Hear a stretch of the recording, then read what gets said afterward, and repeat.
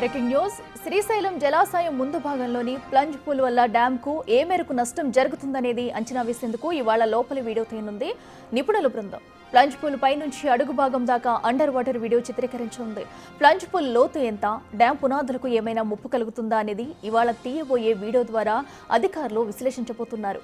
Videography కోసం ఇప్పటికే నిపుణుల బృందం శ్రీశైలం ప్రాజెక్టు దగ్గరికి చేరుకుంది.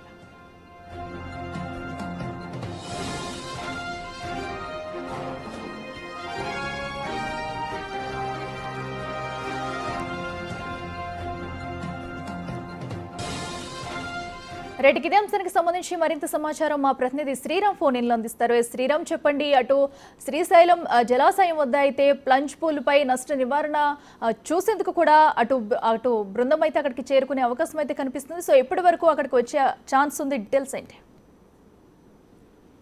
అట్లా శ్రీశైల జలాశయం ప్లంజ్ పూల్ భారీ గొయ్యి ఏదైతే ఉందో గొయ్యిని పరిశీలించడానికి ఇటీవల కాలంలో 2 నెలల సమయంలోనే నేషనల్ డ్యామ్ సేఫ్టీ అధికారులు కావచ్చు, నేషనల్ డ్యామ్ డిజైనింగ్ అధికారులు, ఇటు పూణే నిపుణులతో పాటు ఈరోజు కొత్తగా ఏదైతే ఈ వైజాగ్ చెందినటువంటి వీడియోగ్రఫీని చిత్రీకరించడం కోసం శ్రీశైల డ్యామ్ కు చేరుకున్నారు. ఇప్పటికే శ్రీశైల డ్యామ్ సమీపంలో ఏర్పడినటువంటి భారీ గొయ్యి ఏదైతే ఉందో 2009లో వచ్చిన వరద ప్రవాహం దాదాపుగా 25 లక్షల క్యూసెక్కుల వాటర్ డ్యామ్ గేట్ల నుండి కూడా 10 అడుగుల మేర ఎత్తు నుండి పారినటువంటి వాటర్ ఏదైతే ఉంటుందో మొదట స్పిల్వే నుండి ఎగిసిపడినటువంటి వాటర్ అలలు ఏవైతే ఉన్నాయో అక్కడ పడిన క్రమంలో భారీ గొయ్యి ఏర్పడింది. ఇప్పటికే ఆ భారీ గొయ్యి దాదాపుగా 100 అడుగుల లోతు, 400 అడుగుల పొడవు, 300 అడుగుల